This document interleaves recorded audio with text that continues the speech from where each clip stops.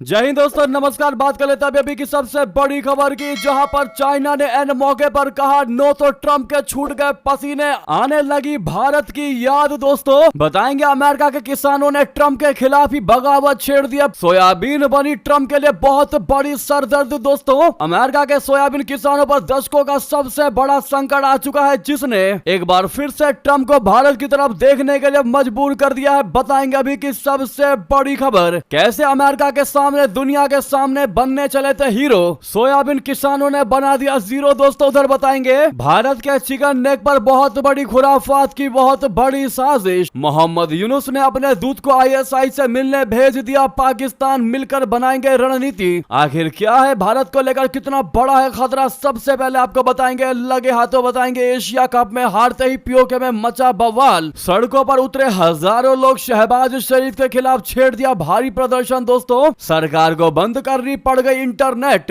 तो वहीं प्रधानमंत्री नरेंद्र मोदी जी के ट्वीट में मैच को ऑपरेशन सिंदूर जैसा बताने पर पाकिस्तानी रक्षा मंत्री ख्वाजा आसिफ भड़क उठे। दोस्तों बताएंगे उसने क्या पलटवार किया भारत पर, तो वहीं पाकिस्तान ने दिखा दिया अपना असली चेहरा, आतंकियों के परिवारों को देंगे फाइनल मैच का पैसा। इधर भारत के टीम के मेंबर सूर्य कुमार यादव ने भारतीय सेनाओं को पूरी की पूरी टूर्नामेंट की फीस देने की बात कही, तो उधर वो आतंकवादियों को पैसा देने की बात कर रहे हैं। तो वहीं आपको बताएंगे इस बार डोनाल्ड ट्रंप के सरकार में और जिस प्रकार से वो लगातार भारत खिलाफी कर रहे हैं, तो फिर इस बार दिवाली के मौके पर अमेरिका में क्या क्या होने वाला है। दोस्तों फिलहाल बड़ी सैड खबर आ रही है दीपावली को लेकर अमेरिका से। आज एक से एक बेहतरीन खबर हम आपको बताने वाले हैं, बस आप वीडियो के लास्ट तक बने रहिएगा। और खबरों में आगे बढ़ने से पहले अपने प्यारे देश भारत का दिल से समर्थन करते और मानते हैं कि भारत आगे से किसी को कुछ कहता नहीं, पीछे से छोड़ता भी नहीं, भारत झुकना नहीं झुकाना जानता है। तो इस वीडियो को लाइक करके, चैनल को सब्सक्राइब करके, बेल आइकन दबा के कमेंट में सबसे पहले कांग्रेचुलेशन इंडियन टीम, साथ में जय हिंद अवश्य कह दीजिएगा। दोस्तों बात कर लेते हैं पहली सबसे बड़ी खबर की, जहां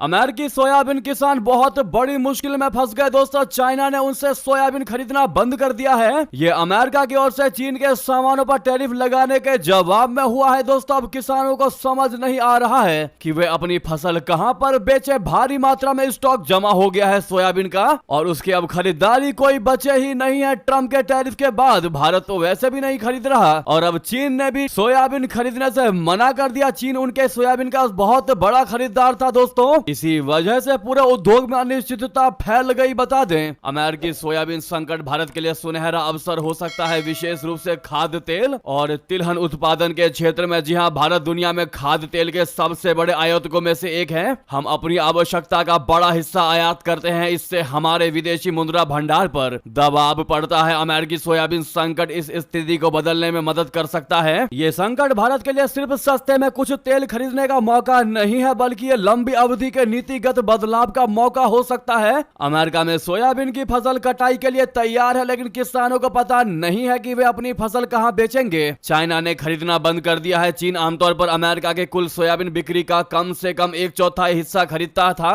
पिछले साल अमेरिका ने लगभग 24.5 अरब डॉलर का सोयाबीन निर्यात किया था। इसमें से चीन ने $12.5 बिलियन का सोयाबीन खरीदा था, ये सबसे बड़ा हिस्सा था। इस साल ये आंकड़ा शून्य हो गया है। यूरोपीय संघ यानी ईयू दूसरा सबसे बड़ा खरीदार था, उसने पिछले साल $2.45 अरब की ही खरीदारी की थी। दोस्तों चाइना ने मई में आयात बंद कर दिया था। ऐसा तब हुआ जब अमेरिकी राष्ट्रपति ट्रंप ने चीनी सामानों पर भारी टैरिफ लगा दिया। चीन ने जवाब में अमेरिकी सोयाबीन पर 34% तक टैरिफ लगा दिया। इससे दक्षिण अमेरिकी देशों में सोयाबीन खरीदना सस्ता हो गया। अमेरिकन सोयाबीन एसोसिएशन के प्रमुख कालेब रैगलैंड ने कहा, यह हमारे उद्योग के लिए आग है।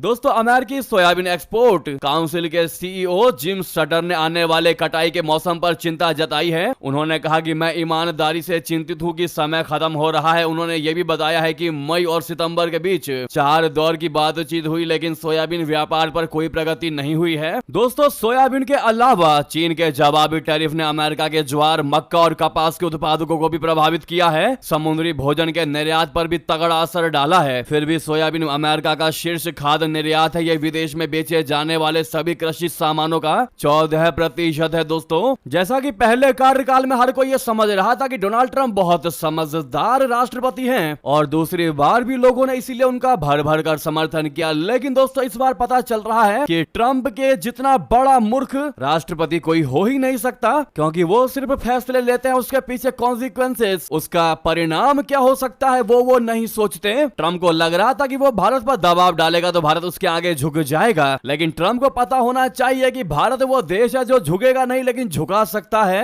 एक्सपर्ट्स की माने तो भारत, रशिया, ब्राजील और चीन के पास ट्रंप को झुकाने का बेहतरीन से बेहतरीन मौका है, जो कि ट्रंप को नहीं पता। जी हां, अमेरिका की ये शिकायत भी रही है कि भारत उससे मक्का नहीं खरीदता और भारत ने ऐसा करने में दिलचस्पी भी नहीं दिखाई है। चीन के अलावा रशिया और ब्राजील भी अमेरिकी सोयाबीन और मक्का खरीदने में दिलचस्पी नहीं दिखाते हैं। ऐसे में अगर ट्रंप अपनी जिद पर अड़े रहे तो इसकी कीमत अमेरिकी किसानों को चुकानी पड़ेगी। अगर ऐसा होता है तो ट्रंप पर अपने ही देश में दबाव बढ़ जाएगा, अमेरिका की अर्थव्यवस्था को भी तगड़ा झटका लगेगा। इससे ट्रंप अमेरिकी सीनेट और कांग्रेस में भी घिर जाएंगे और दबाव में उन्हें झुकना पड़ सकता है। हो सकता है उनको इस्तीफा तक देना पड़ जाए। जी हाँ दोस्तों, क्योंकि अमेरिकी सोयाबीन के उत्पादन करने वाले किसानों ने ट्रंप के खिलाफ पहले से ही बगावत छेड़ दिया है कि हमने जो इतना ज्यादा मात्रा में सोयाबीन का प्रोडक्शन किया है, सोयाबीन को उत्पादित किया है, अब इस सोयाबीन का क्या होगा, ये तो हमें बड़ा नुकसान हो जाएगा। दोस्तों, बगावत को देखते हुए ट्रंप ने कहा कि अगर कोई समझौता नहीं होता है तो वो किसानों के लिए एक सहायता पैकेज पर विचार करेंगे। ये उनके लिए पहले कार्यकाल के दौरान दी गई सहायता जैसा ही होगा, लेकिन किसानों का कहना है कि ऐसी सहायता केवल अस्थायी समाधान होगी, परमानेंट सॉल्यूशन नहीं होगा। आज तुम अपने घर का ही पैसा हमको दे दोगे, हमारे टैक्स का ही पैसा हमको वापस कर दोगे, लेकिन ऐसे तो अमेरिका की जीडीपी गिर जाएगी, ऐसे तो हमें ही नुकसान हो रहा है। हम अपने घर का ही पैसा खुद खा रहे हैं, बाहर से पैसा नहीं आएगा। हमने जो उत्पादित किया है प्रोडक्ट को, वो तो वेस्ट हो जाएगा, वो तो खराब हो जाएगा। ऐसे में दोस्तों अब ऐसा लग रहा है कि ट्रंप ने फैसला तो ले लिया, लेकिन अब भारत के आगे पैर पड़ने ही पड़ेंगे, ट्रंप को झुकना ही पड़ेगा भारत के सामने। जी हाँ, इस मुद्दे पर आपकी जो भी राय हो दोस्तों, लेकिन आपको बता दें भारत के लिए बहुत बड़ा ही ये गोल्डन चांस, भारत के लिए बहुत बड़ा सुनहरा मौका है। बस इस डील को ग्रैब करने का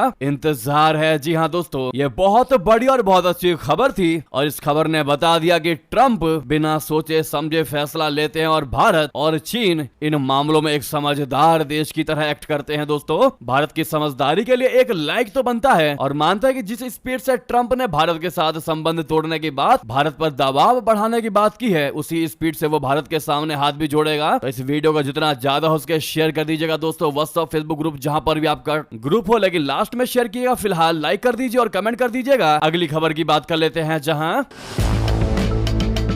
बांग्लादेश भारत के पूर्वी सीमा को अशांत करने के लिए आईएसआई के साथ काम कर रहा है। रिपोर्ट के मुताबिक बांग्लादेश की सैन्य खुफिया agency director general of forces intelligence यानी डीजीएफआई दक्षिण एशियाई क्षेत्र में भारत का मुकाबला करने के लिए पाकिस्तान की आईएसआई के साथ अपने संबंधों को मजबूत करने की कोशिश कर रही है। इकोनॉमिक टाइम्स की रिपोर्ट के मुताबिक डीजीएफआई का एक प्रतिनिधि मंडल वर्तमान में पाकिस्तान का दौरा कर रहा है। ईटी की रिपोर्ट के मुताबिक इस यात्रा के लिए कोई आधिकारिक आदेश जारी नहीं किया गया है, यानी ये यात्रा गुप्त है, जिससे पता चलता है कि बांग्लादेश पाकिस्तान के साथ मिलकर खुराफात करने की कोशिश कर रहा है। ईटी ने मामले से परिचित लोगों के हवाले से कहा है कि पाकिस्तानी हवाई अड्डे पर पहुंचने पर उन्हें कथित तौर पर नए पासपोर्ट मिले, जिनमें नई पहचान और अलग व्यक्तिगत जानकारी दर्ज थी। इसके अलावा रिपोर्ट में यह भी कहा गया है कि बांग्लादेशी टीम के रवाना होने के समय या पाकिस्तान पहुंचने पर ढाका में कोई आव्रजन प्रक्रिया नहीं की गई। एक सूत्र ने कहा है कि डीजीएफआई प्रतिनिधिमंडल एक बंद कमरे में आयोजित बैठक में भाग ले रहा है, जिसका उद्देश्य भारत का मुकाबला करने के लिए रणनीतियों का आदान प्रदान करना है। आपको बता दें कि प्रधानमंत्री शेख हसीना के अपदस्थ होने के कुछ ही महीनों के भीतर आईएसआई ने बांग्लादेश में अपना प्रभाव फिर से हासिल करने की कोशिश की है। इसी साल जनवरी में जब आईएसआई के शीर्ष अधिकारियों ने ढाका का दौरा किया तो बांग्लादेश के रणनीतिक क्षेत्रों में आईएसआई की उपस्थिति स्थापित करना, जिससे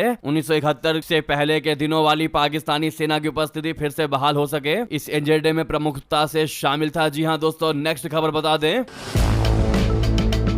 पाकिस्तान के कब्जे वाले कश्मीर में भारी बवाल मच गया दोस्तों। सोमवार को हजारों की संख्या में लोग सड़कों पर उतर आए। एक तरफ पाकिस्तान को एशिया कप 2025 में भारत के खिलाफ बुरी तरह से हार का सामना करना पड़ा, तो वहीं दूसरी तरफ पीओके में हालात बिगड़ गए। अवामी एक्शन कमेटी बोले तो एसीसी बड़े पैमाने पर प्रदर्शन कर रही है। उसके कहने पर हजारों की संख्या में पाक सरकार के खिलाफ बवाल कर रहे हैं। बंद के साथ चक्का जाम और हड़ताल भी की गई है। पाकिस्तानी सरकार ने भीड़ को रोकने के लिए सुरक्षा बलों को तैनात कर दिया है। एनडीटीवी की रिपोर्ट के मुताबिक एएससी के प्रमुख नेता शौकत नवाज मीर ने कहा कि हमारा प्रदर्शन किसी संस्था के खिलाफ नहीं है, बल्कि मौलिक अधिकारों के लिए। हमारे लोगों को 70 सालों से उनका अधिकार नहीं मिला है, लेकिन अब बहुत हो गया है। या हमारे अधिकार दो या फिर जनता के गुस्से का शिकार बनो। दोस्तों, शहबाज शरीफ की सरकार ने भी भारी प्रदर्शन को नियंत्रित करने के लिए पूरे तरीके से ताकतें झोंक दी लगा दी। उसने सेना के हजारों जवानों को सड़कों पर उतार दिया है। पीओके के प्रमुख शहरों में फ्लैग मार्च किया जा रहा है। यह प्रदर्शन रविवार रात से ही बढ़ने लगा था। सरकार ने इंटरनेट अस्थायी रूप से बंद करवा दिया है। बता दें कि भारत के खिलाफ एशिया कप 2025 में हार के बाद पाकिस्तान की भारी बेइज्जती हुई। अब पाक सरकार पीओके में बवाल को लेकर परेशान है। तो वहीं आपको बता दें, एशिया कप में भारत की जीत के बाद प्रधानमंत्री नरेंद्र मोदी जी के ट्वीट ने पाकिस्तान को ऑपरेशन सिंदूर की रात याद दिला दी, जब भारत के लड़ाकू विमान पाकिस्तान और पीओके के टेरर कैंपों में बम बरसा रहे थे। प्रधानमंत्री मोदी जी के इस ट्वीट से पाकिस्तान को मिर्ची लगी है। आतंकी संगठनों पर कार्रवाई किए बिना भारत से शांति और दोस्ती की उम्मीद करने वाले पाकिस्तान ने इस ट्वीट के बाद हताश होकर कहा है कि भारत ने आखिरी उम्मीद भी खत्म कर दी है। रविवार को जब एशिया कप के फाइनल मुकाबले में भारत ने पाकिस्तान को 5 विकेट से हराकर 9वीं बार खिताब अपने नाम कर लिया, इसके बाद सारा देश जश्न में डूब गया। इस दौरान प्रधानमंत्री नरेंद्र मोदी जी ने भी एक ट्वीट किया और पाकिस्तान को ऑपरेशन सिंदूर की याद दिला दी। प्रधानमंत्री मोदी जी ने एक्स पर लिखा कि खेल के मैदान पर ऑपरेशन सिंदूर नतीजा वही है, भारत ने फिर से जीत दर्ज की है। हमारे क्रिकेटरों को बहुत बहुत बधाई। दोस्तों, प्रधानमंत्री मोदी जी का ये बधाई संदेश पाकिस्तान को चुभ गया। भारत के खिलाफ लगातार बड़बोली टिप्पणियां करने वाले पाकिस्तान के रक्षा मंत्री ख्वाजा आसिफ को शांति और समाधान की बात याद आने लगी और कहने लगा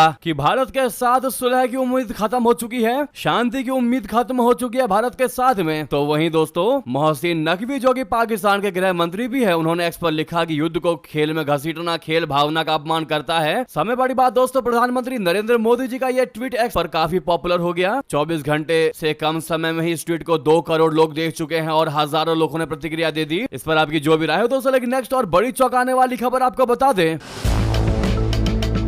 दोस्तों, एशिया कप हारने के बाद पाकिस्तान के कप्तान सलमान अली आगा का बयान फिर विवादों में है। दोस्तों, सलमान ने न सिर्फ भारतीय टीम के नो हैंडशेक फैसले को क्रिकेट का अपमान बताया, बल्कि प्रेस कॉन्फ्रेंस के अंत में एक बहुत बड़ा चौंका देने वाला ऐलान करते हुए कहा कि पूरा मैच फीस उन परिवारों को दान किया जाएगा जो ऑपरेशन सिंदूर में मारे गए। यानी पाकिस्तानी खिलाड़ी आतंकियों के परिवारों को मैच का फीस देंगे, क्योंकि भारत के ऑपरेशन सिंदूर में केवल पाकिस्तान और अब पाकिस्तान अधिकृत कश्मीर स्थित आतंकी ठिकानों को निशाना बनाया गया था और उसमें 100 से ज्यादा आतंकियों को मार गिराया गया था। ऐसे में पाकिस्तान कप्तान का यह बयान उनका असली चेहरा दिखाता है। इस ऐलान से पाकिस्तान में मौजूद आतंकी मसूद अजहर भी माला माल हो जाएगा। दरअसल ऑपरेशन सिंदूर में आतंकी मसूद अजहर के परिवार के कई सदस्य मारे गए थे। सलमान आगा ने कहा कि हमारी टीम एशिया कप फाइनल की मैच फीस को मई में भारत के हमलों में मारे गए नागरिकों और बच्चों के परिवारों को दान कर रही है। तो वहीं इधर सूर्य कुमार यादव ने भी क्लियरली ऐलान कर दिया कि वो इस टूर्नामेंट से कमाए सारे फीस को भारतीय नौजवानों को सौंप देगी। दोस्तों, सूर्य कुमार यादव के लिए कमेंट में एक रेड हार्ट आप लोग जरूर दीजिएगा, लाल दिल, और साथ ही साथ पाकिस्तान के इस आतंकिस्तान वाले रवैये पर आपकी क्या राय है बताना मत भूलिएगा। लगे हाथों इस वीडियो को शेयर करिएगा दोस्तों, जहां पर भी आपका ग्रुप हो, और साथ इस वीडियो को लाइक करके चैनल को सब्सक्राइब करके बेल आइकन दबा के कमेंट में जय हिंद कह दीजिएगा। मिलता अगली बड़ी खबर में। बहुत बहुत धन्यवाद, बहुत बहुत आभार। जय हिंद, जय भारत।